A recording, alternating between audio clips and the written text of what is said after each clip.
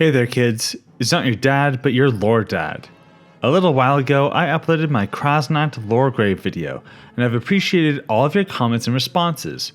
Since we've surpassed our goal of 2,000 likes, it's time to expand on the scenario.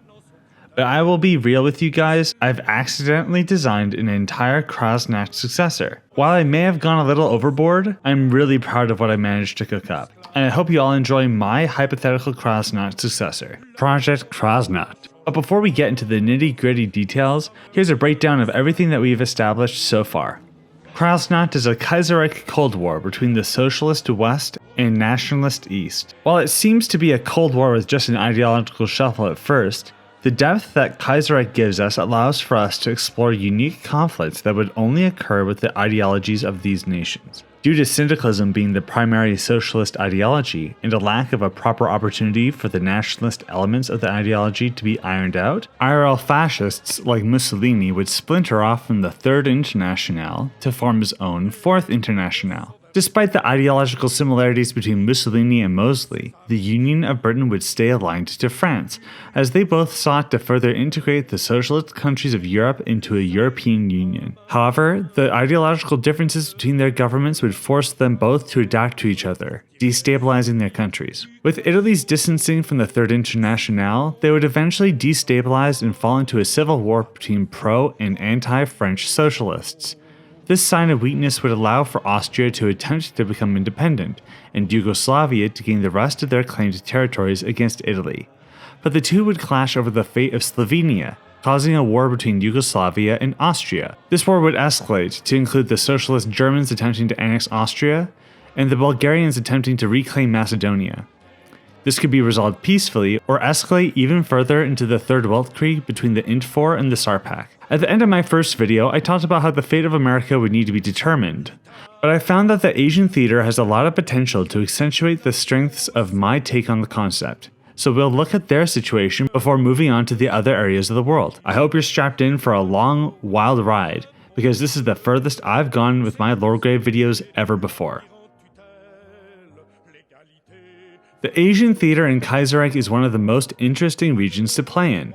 Despite its point of divergence and the name of the mod itself being focused on Germany, Japan is in a very unique position to dominate the continent. With China falling to warlordism, and especially the fact that the German Empire has been exiled out of their homeland, it's natural to assume that Krasnacht would follow the path of Japan succeeding in all their ambitions in Asia to become a third power in this Cold War. While Shadow of the Four Horsemen and Roses of Thorns both have Japan as a major power, I believe there's far more potential for an interesting proxy conflict in Asia if we abandon the idea of a powerful Japan. Instead of having the Fengtiang succeed against the several Chinese warlords, I will instead have the right and left Kuomintang gain enough influence in their respective regions to form their own national government. While a conflict between the two for leadership may have erupted, the United Front would be formed, putting neutral warlords and the rival Kuomintang in a coalition against the Japanese. Following an incursion from the Japanese-aligned Semenov, Russia ends up collaborating with the Chinese United Front to push the Japanese out of mainland Asia, leading to the collapse of the co-prosperity sphere. This may also include the concession of Taiwan to the United Front, but without a powerful naval presence in the area to facilitate it, Japanese control of Formosa may remain. However, without any powerful trading partners, and the economic devastation from a failure to gain the resources needed for their hypermilitarization, the potential for a Japanese revolution to occur is possible. We'll explore this more later, but for now, we should look back at China. There should be no surprise that after the United Front collapses, there will be another civil war. However, in order to give us some more time to finagle the situation to suit our scenario, I will instead have the right and left Kuomintang, at least initially, uniting under one government. While there may be one China, there are still warlords with varying levels of compliance, and the land controlled by the government is still drawn along right and left lines, freezing the government and leaving it vulnerable to foreign influence. This foreign influence would be the most obvious in their concessions to Russia, who press for concessions of resources and military access through Manchuria in order to connect to their new naval base in Port Arthur. This level of encroachment by Russia would be unacceptable for the left Kuomintang, who would gain more sympathizers. This could either manifest into full-blown communist rebellions similar to a form of Maoism, or the established left KMT politicians attempt to gain complete control over the state by purging the right KMT.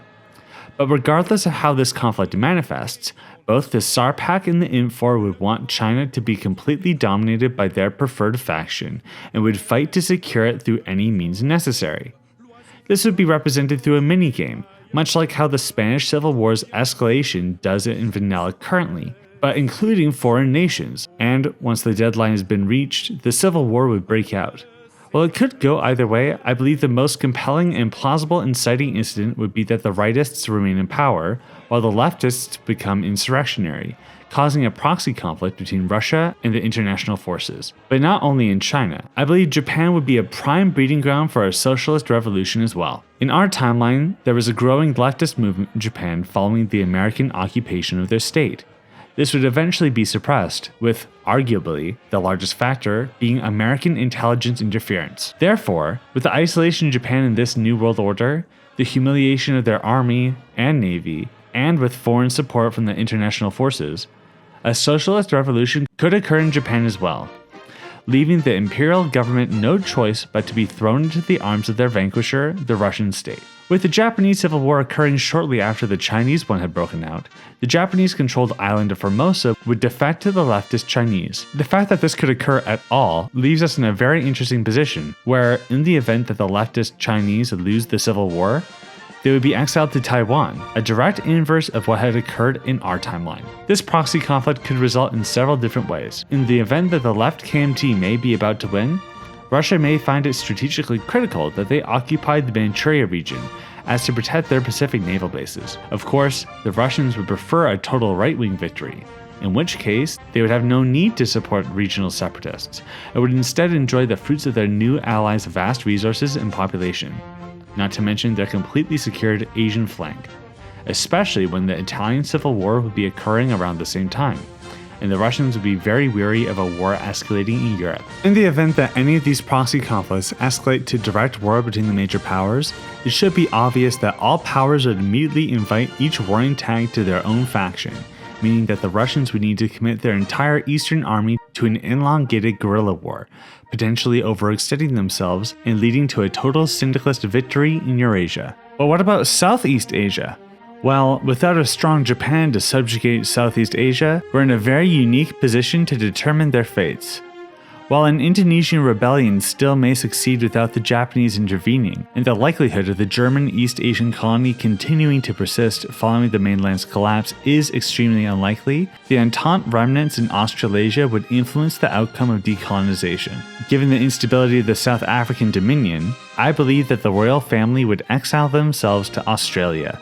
And while the Australians have focuses to allow for them to occupy claimed regions in Kaiserreich, I feel like a really interesting outcome would be that New Guinea would be split between the monarchist exiles and the Dutch East Indies exiles. While it's very unlikely that this Dutch regime would last, a revolt could play into a proxy conflict between Indonesia and Australia, where the Indonesians are potentially influenced to join a major faction, while the Australians would be swayed to join the growing reactionary alliance led by the integralist Brazilians, the Old World Alliance. In Kaiserreich, the player has the opportunity to place the integralists in charge of Brazil, restoring the old monarchy, but with a very unique ideology. While the ideology is national populist, they are extremely Catholic and accepting of many different cultures.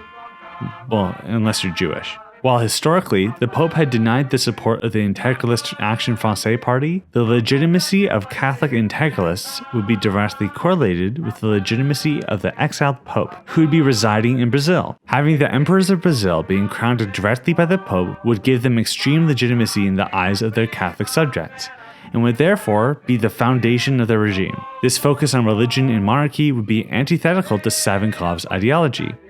While the ideocrats have a focus on allowing for religion, it's still in service to the state.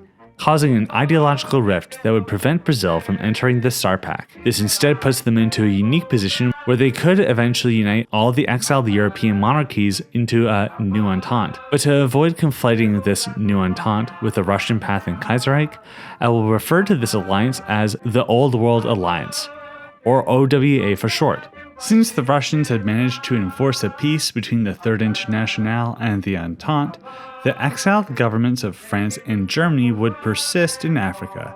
While these nations would be too proud to submit themselves to joining the Old World Alliance, they may be forced to reconsider their foreign policy as the natives of their colonies begin to revolt for their independence.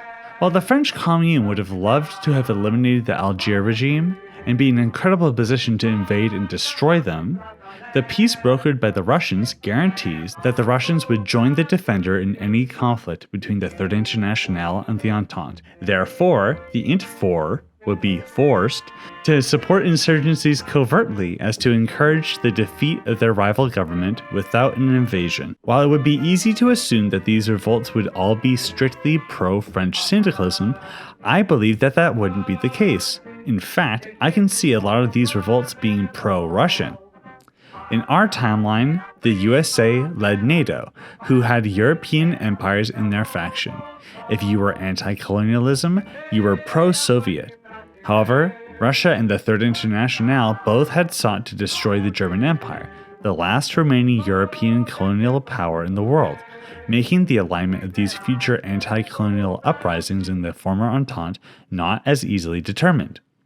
While the socialists in Western Europe are clearly more anti-colonial than Russia, given the fact that Savinkov's Russia has colonial arrangements in Kazakhstan and eastern Ukraine alike, the material conditions of these colonial regimes would mean that they would not be able to form socialist societies, as capitalist colonization had permanently stunted their economic development in a feudal resource extraction economy. While in our history, this was no problem for the Soviet Union, given Marxism-Leninism had been defined by the fact that Lenin had managed a socialist revolution in a feudal country, the French syndicalists would be in a position where they would believe it would be impossible for these countries to become socialist without heavy assistance. This may sound like a problem, but Kaiserreich already has the Socialist International as a way to represent the French industrial aid of other countries to elevate their ideological kin. But the problem is, Russia's focus on modernization without adhering to Marxist theory or the abandonment of old religious and cultural practices may sway many more to become allies of Russia rather than France. I think a couple of good examples of this would be Somalia, who already has a very rare circumstantial rise of national populism if the Third International and Savinkov beat Germany. But the Nat Pop Mau Mau revolt in Kenya is also a great example of this. If both of these nations succeed in their rebellions, the potential for only these two nations to be Russian allies is a serious threat to the security of global socialism, only restricted by their territorial claims conflicting with one another. Regardless of whether Russia ends up favoring Somalia or Kenya, their ability to gain a naval presence in the Indian Ocean is extremely concerning, as India is under threat of being isolated from the influence of the Int4. While I think the most obvious decision would be to have India be socialist, a part of me also thinks that the whole thing should just be warlords. Why not have the region split apart between several regionalist and nationalist claimants? This allows for there to be plenty of proxy conflicts for everyone to engage with, making the hypothetical gameplay of this mod far more fun. I'm taking this idea from Imperial Twilight, a dead Kaiserreich Cold War that I worked on. It was supposed to be a Cold War between an Imperial Federation and a French-led European Union. If you're interested in seeing me make a LoreGrave about it, be sure to let me know in the comments of this video. While I may not be sold on the outcome of India, it's always a safe bet to make them socialist, so let's just go with that. Maybe they're currently ideologically conflicted with either joining the Third or Fourth Internationals, and once the outcome of the Italian Civil War is concluded, India's alignment will be settled. I also had the idea that the Afghanis would have managed to defeat the Dominion of India, allowing for them to gain the majority Islamic regions of the area. This would then mean that the Russians and Indians would have a mutual enemy, as India would seek to claim the rest of the subcontinent, and Russia would want to enforce a regime change in Afghanistan. If the Russians and Indians were to somehow make an agreement between themselves for their mutual invasion of Afghanistan, a further distancing between India and the Int4 may take place. Otherwise, the Russians have the ability to sway the entire region into their alliance. This seems like an inevitability, but the Cairo Pact may end up being the guarantor of the Afghanis, leading to an otherwise isolated conflict to potentially escalate to a global one. While a large Ottoman Empire is a really interesting thing to consider, I will have the Egyptians and the Iranians defeat the Ottomans in the Desert War. This gives Egypt an incredible influence as the new leader of the Pan-Arabic movement. While the Iranians would exert their influence through their puppet state of Iraq and subvert the control of the Egyptians, the nationalist French regime in Algeria would be the perfect target for Egypt to solidify their claim to being the leader of the Arab world. As if they were to liberate the Arab world from the oppression of European colonialism, the likelihood for Egypt to claim all of Arabia as a nation is not impossible to consider. This Pan-Arabic Egypt sounds like a monster, and in many ways it would be. However, I don't believe they'd be anywhere close to the levels of superpower that we may need in order for them to be a third faction in this Cold War. While we're eliminating the Japanese from being a third superpower in this Cold War, and allowing the Entente remnants to unite together under the Old World Alliance, I don't consider the Cairo Pact or the OWA to be major powers on their own. Instead, each faction is essentially an extension of each superpower's foreign interests that is still ideologically incompatible with the superpowers. The OWA may be sufficiently reactionary, but their continued existence puts any potential of a peaceful coexistence and development of the national revivalist Russian ideology at risk. The Cairo Pact is certainly anti-colonial, but their apprehension to embrace atheism and lack of industrial capability make them incompatible with the syndicalists. However, in a realpolitik measure, the INT4 would support the Cairo Pact in their anti-colonial measures and use them as a tool against the Tsar Pact's dominance of Iran and their growing influence over Turkey. Turkey is in an incredibly interesting position in this alternate history. In Kaiserreich, the Ottoman Empire faces a wave of insurrections and foreign invasions in the Desert War. One of the outcomes of this war is that Anatolian and Turkish Europe remain, while the Levant is split between pro-Egypt and pro-Iranian puppet states.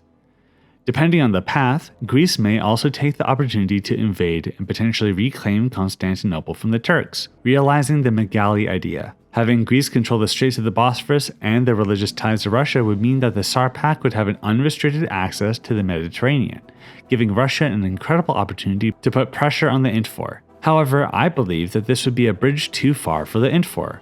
That and Kemalism may be the closest to IRL ideologies that resembles Savinkov's ideology, meaning that if Turkey was under Kemalism, the Turkish may simply be allies with Savinkov. Therefore, I think the most compelling outcome of this desert war would instead be that Turkey is Kemalist, Russian-aligned, but forcibly neutral, as the Greeks would become a socialist republic rather than being a threat to Turkey in the desert war. While my map may have implied that Serbia, Romania, and Greece had defeated Bulgaria in the Third Balkan War, it may be more interesting to have them fail, only being able to defeat Bulgaria with Russian support. What this means is that instead of Greece falling under Russian influence like I had initially thought, Greece would instead be syndicalist, therefore a temporary ally in the anti-Reichspakt coalition, but a major strategic threat in the aftermath. Following our established lore of the Franco-Italian split and Mussolini's strategic ambitions being similar to our timeline, the syndicalist Greeks may be a part of the Fourth International and could face another invasion following the Italian collapse to civil war, in concert with the Yugoslavian-Austrian conflict.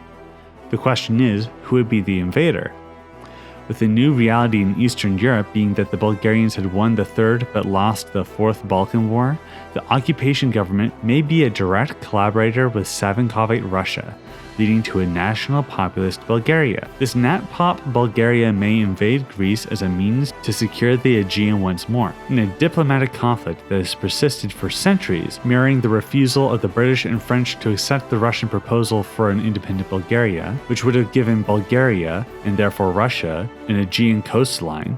The INT4 would heavily reinforce the Greek socialist state, making this conflict an extremely close one. While this invasion would be progressing, the Yugoslavian conflict with Austria would be underway. As these two conflicts are intertwined, the previously established outcomes of Bulgaria's territorial acquisitions and the peaceful outcomes that favor both the INT4 and the Tsar Pact would need to be adjusted. but overall these are very similar outcomes. After reviewing this script, I also completely forgot about the Kingdom of Romania. We'll quickly look at them. Just like how Brazil would not be an ideological ally of Savinkov's Russia, Romania technically shouldn't be either. However, it was incredibly vital to gain Romania's support during the Second Weltkrieg. So much like how the monarchy was tolerated by Stalin during the war with Germany, and only turned on the monarchy after the Yalta Peace Conference had Romania placed under their sphere of influence, Savinkov would do the same. The exact date of this Romanian partition is up to the developers of this would-be mod, but I think that a good analog to pull upon would be the Hungarian Revolution of 1956, where anti-communists had revolted in Hungary before being crushed by Soviet tanks. I imagine that the royalists would attempt to oust the Iron Guard from leadership within the state. This would cause a mini civil war. If the Iron Guard win, only minor territorial gains are facilitated, much like the partition of Romania in our history.